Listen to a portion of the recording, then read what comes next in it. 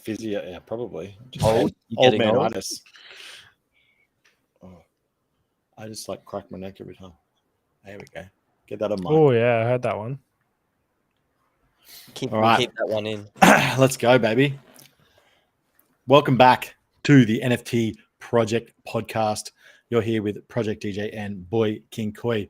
Now, the marketeer for Pixel Bands. Hey. We can. I'm just going to keep on congratulating you. I think it's such a great thing that one of us, personally, I wish it was me, got involved in a great project and, is heading up or being part of such a great team as well that we all like here and all think that's doing a great thing. And it's going to be amazing to have someone on the, essentially on the inside feeding us back stuff.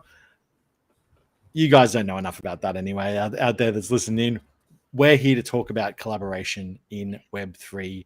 Part of that is basically what I was just saying about Jai then is he was collaborating with the team at Pixel Bands and through that got a job. That's how easy it is out here right now. Yeah. There is so much work to be done. So many people looking to get new faces, new energy inside their team.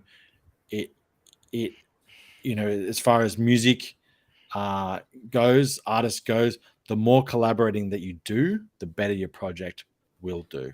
Fact. And I've seen it happen over and over again over the last 12 months because you're building a fan base. When you collaborate, you're building those people that are invested. I'm tapping myself on the heart here, that have that heart. They're invested in your project, so they want to see it do well. So when they talk about it, that's how they're going to talk about it. If they're actually involved in a way where they've collaborated with you on music, they want it to do well as well because it's got monetary value. So monetary value to them. So I think collaborating in this space is key to winning. Some people might disagree, but I definitely don't. I think collaborating in Web3 is the way forward. And I think I've been a big fan of it of myself in business anyway.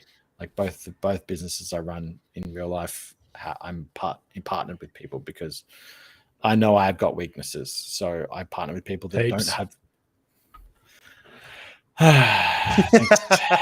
Yeah. Oh, see you, boys. That's me for. There's one. Can't take criticism. But that's it. I know that I've got weaknesses. So you partner with people that don't have those weaknesses, and that can help you succeed. Especially when Web3, I think, is so community driven. You would be so stupid not to collaborate with, especially if you're an artist, collaborating with artists who are similar genre or something to you, and kind of merging each other's fan bases together, because it's only going to benefit you in the long run in this space.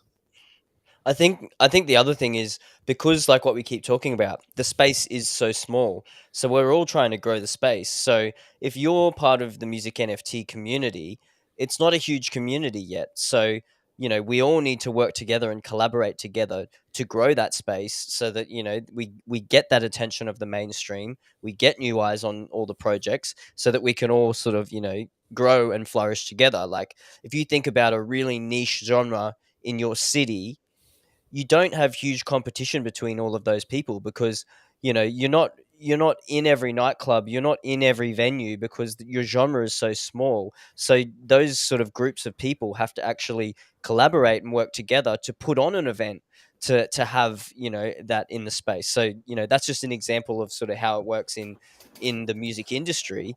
If you've got a really small niche genre, you have to come together with that community and put on a night specifically for that. It's exactly the same in this space. We're so small at the moment that we all need to work together so that we can grow the space, so that we all can, succeed. So I think that's, a huge part of what's happening. And, exactly what Brock said earlier, there's no true experts in the space yet. So, if you are someone who, has good ideas and can execute, and, you collaborate and work with the team, and then they think that you do a good job, and you like working with that team, well, that's basically how, like Brock said, I managed to start working with pixel bands is because we had Cotton on the first of all, we were fans of the project and the community. And then we had Cotton on the show to interview him. We then helped with the Battle of the Bands. They were impressed with sort of, what we had done, and then, wanted to work together again. So, that's just, an example of how collaboration is working at the moment. And, as you guys did that episode about, the barriers to entry, there really isn't many barriers to entry, because as long as you're keen and competent, then your people are willing to give you a shot, and that's sort of how it's worked for me. So collaboration is huge, I think, at the moment. I think with just sort of expand on what you're saying as well. You look around, and there is probably, I could count on one hand the amount of marketing agencies, inverted commas, that I've seen available to market a project in this space. Yep. That's it. That is unheard of. You can throw a rock and hit a marketing person or a social media marketer, like anywhere, especially from where like Aaron and I live on the Gold Coast. It's social media marketing haven. But to move that into a niche that's NFT based, which is a totally different dynamic. Like that's one thing I've learned completely in this space, is that does not even match up close to any other marketing that I've done in my life. You quickly find out that there's just no one else here to man those ships, to man the guns, essentially. So if you can prove yourself minimally, you have a really good chance of getting a great position, or being a part of a great project, or collaborating with people that you would just never be able to collaborate with in Web 2. Like these, the bigger artists out here that have big fan bases are collaborating with each other, and then collaborating with smaller artists and bringing them up with them. We're watching that happen right now. Like Wookie, perfect example. He is creating a massive network around him of smaller artists that continue to prop him up, but he's also bringing them with him. And then he's seeing other projects that he likes and using his fan base to prop that project up, because he knows that will help bring the space forward. And it's just, that's going to continue to happen until it gets more steam. But that, this will be the next 2-3 years of the space. And it's, fucking sound like a broken record talking about it. Like, get in the space now. Not being in the space now is you're wasting time. This is the time. The next 2-3 years is the golden. This is it. Like when you wake up and you're watching the sunset, and just a little flick, the golden hour, mate. Sunset. When you wake up and watch the sunset, you've slept too long. It means it means you're working in Web3. Those golden hours on either side of sunrise, sunset. Like you are there. We're in that time right now, and it's critical to get yourself involved if you believe in the technology. If you don't, fucking sweet. Just don't get involved. No worries. And that's the other thing is, there's so many NFT projects that are sort of quite niche in what they are, but then it makes sense for a lot of collaborations, like anyone who has any project that's building a metaverse, it makes sense to bring in other communities to build within the metaverse, like, so there's heaps of synergies within the space where, what one project is doing just melds so well with the others, because there's so many options of what you can do with the technology. One project can't do everything. So, they all sort of start working together so that you can sort of, bring other communities in and sort of get interest from them. And, there's always whitelist giveaways for holders, and, alpha chats and all kinds of things, and giveaways for other NFT projects and things. So, these collaborations are just key, and people just want ways to really sort of market and promote their project or whatever they're doing. And, the best way to do that is to market to other NFT enthusiasts who are people in other projects. it it just makes sense. There's two skills that come to mind straight away for me when I'm thinking of where the next decade's going to go, and one is talking to camera, like face first, talking to camera. Second is being able to network. Yep. Like, networking hasn't, as good as it is, and sorry, not as good as it is, as good as it will serve you and has done previously in the last however long when it comes to business, it hasn't been necessary to network. You could still be behind the scenes and have advertising, have all these things in place that could move a business forward. But I think moving into the next 10, 20, 50 years, networking and being able to speak to camera front facing, like I just think those two skills now are becoming super critical because of how big the world has gotten, that the level of trust that we have with person to person is diminishing. So we're requiring that, and that's why we're seeing so much of it in the NFT space, is that need and that want for like constant update, constant communication, is because we're slowly, and I think we talked about it in the what the fuck is a rug episode, the amount of text messages, spam emails, fucking discords, fucking everything. What's that thing? It's like, the thing phone is like, calls. I'm being scammed we're all 100 times in a day. We're all just living with like people attempting to scam us every single day. Every single day. That's just part of life. And that is why that level of trust is just it's being vacuumed out of like the community at large. So to be able to have those two core skills is just going to become so important, and networking, just leads into collaboration. It is just the blood that fuels collaboration, and will continue to build this space far beyond our time in it. Oh, well, we're set, boys. Then we get to practice every week, speaking to camera to each other on the podcast, and we're in the space connecting with people pretty much every day. So I think that's great, and it's something that I've heard you, Brock, say, and why you got into the space is because it's like all of these other platforms. When they first emerge, they're easy to build a following. They're easy to to gain traction, and people do want to collaborate and work together and to build the product or whatever it is. We talk about Instagram was easy to grow. TikTok is a big one now. TikTok came hard with the TikTok houses. Like that's If that doesn't just show you exactly where this everything was going, it's like Instagram was the solo project. Then TikTok was like, no, everyone's like, this is going to be 10 times easier if we just band together and we just do it together. And they were like, Jesus, this is really easy when we all work together. And only recently have Instagram allowed like two people to post the same bit of content, like a collab bit of content. Or do a live together.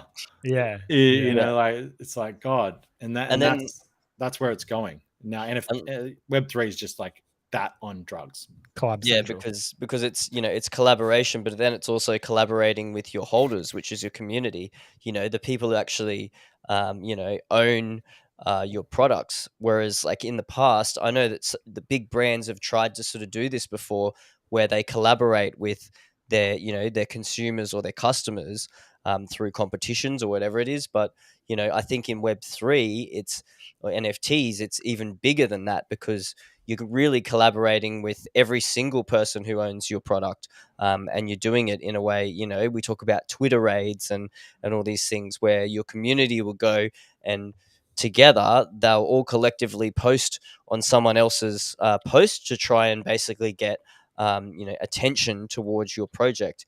And so that's a huge collaboration between your project or your project team to say, hey, let's go and raid this Twitter post to identify it. And you've got your community or your customers or your whatever you want to call them, they all then go and do that, and then hopefully you get that attention, and then you can actually get to work with whoever that is, whatever that post is. It could be another big project. It could be a big whale in the space. It could be a collector. It could be an artist that you want to maybe be a part of your project. So it's it's a big thing in Web3 that it's collaboration on every side. It's interesting that like even you talking about like raids, like Twitter raids. If you looked at that and took that to Instagram, that's called a boost group, and it's so frowned upon. Like to have a community of people that comment on your Instagram, people are like, "Oh, that guy's a fucking loser." But in Web3, you're a loser if you don't have a group of people that are willing to raid your Twitter posts. Like that's how disconnected and how showing you what networking is doing, what collaboration is doing to this space. It's like all the hate towards certain things like that helping people succeed has just been removed. Like obviously there's still fucking people out there that hate other people succeeding, but it's much less common in the space as it's because it is so early. And if you look at some of the most successful projects, the most successful communities, they do have these strong, Twitter raid type things, where their community does really, really promote their project all the time, 24/7 at any opportunity, because I mean they're invested for one, but it's just it's the sign. It's we've said in previous episodes that you look at a Discord to judge how strong a community is, but you also look at these Twitter raids or how many times you see it coming up on Twitter, not necessarily through a raid, but just people talking about it on Twitter. So it's something else that is an interesting way to look at a community. And yeah, it's you even see some of the big communities actually going and purchasing a huge number of another project because they believe in that project as a community and decide, hey, we're all going to go and we're going to show support and buy this buy these projects. And a lot of people talk about sweeping the floor. People go and sweep floors of projects, and that helps a project out. And so there's just another way that collaboration is sort of come into the space. And it's not always altruistic. People sweeping floors are generally looking to make money. These Twitter raids and all that and promoting your own project, they're looking to increase the profile of the project. So it's just because of the dynamics of the ownership, I think, of the NFT, and having ownership in the actual sort of product and company, that people are invested, and that's why they're they're wanting to promote these things so much. So collaboration is huge, and so I think that's something that we've always been big on in Web 2, and something we've spoken about a lot in the past before NFTs. So for us, it's something that I know for me, it's something that I really love about the space, and I think it's definitely something that's interesting in the space. There's definitely so many projects out there that are looking for collaborators, looking for talent, looking for skill sets. So it's definitely the time to get in now to partner up with someone big, because the opportunities are just there right now. Or even just like another project that I follow and hold is called Net Gala, and that is just a collaboration of artists. They've just gotten 4 to 10 artists together, and then they've turned it into a release party essentially. So every month, one of the artists is releasing some sort of music that they drop as NFTs as well. They get gifted to the holders of the wristband, and it's literally just a group of artists together with a dev creating a project. And it's because they understand, like we've said in previous episodes, that you can't just be in the fucking space 24/7 or you're going to die. So they're like, okay, well, how do we do that? Well, let's all just go together. And that way there's always one of us around to chat or release something. Or like you're not constantly relying on yourself. It's like fucking us here right now, the 3 of us collaborating on this podcast. We know that there's going to be a week where one of us can't make it. So there's 3 of us. That's perfect. The 2 can fill in. I'm sure there'll be a day where one of us has to do the podcast on our own. Yeah. I pray that's not me that day, but you know that We should just I'll smash out a solo. Yeah, you should do it as a practice. Just one week we all record one, and then we can choose the best one. but that is So competition. that is why collaboration is so key to good business, is because it just helps you be human. You know, we all have foibles, we all need time away, we all have different shit popping up in our life, but if you can collaborate with good people, they're going to have your back, that have, you know, you can help and show each other that you have their vested interests, you know, each other's vested interests at heart. You can go so far in life and in this space. Like, it's really going to move you ahead quickly the bigger you get, not just fans, but a group of people behind you that are willing to lay their time on the line to help your project move forward. Awesome. All right. Collaboration is key. I think that's probably it for this one. We want to do a shorter one. So yeah, let's wrap it up. Make sure you go check out projectdj.io. By the time this is out, I've actually got the website up. So boykinkoi.io, you can go check that out as well to find out all about me and the stuff I'm doing in Web3. Thanks so much for listening. Pixel bands. Thanks so much for listening. Please rate, review our podcast. Please follow our Twitter, NFT Project Pod. We love you so much. Have a good night. See you See later. you guys.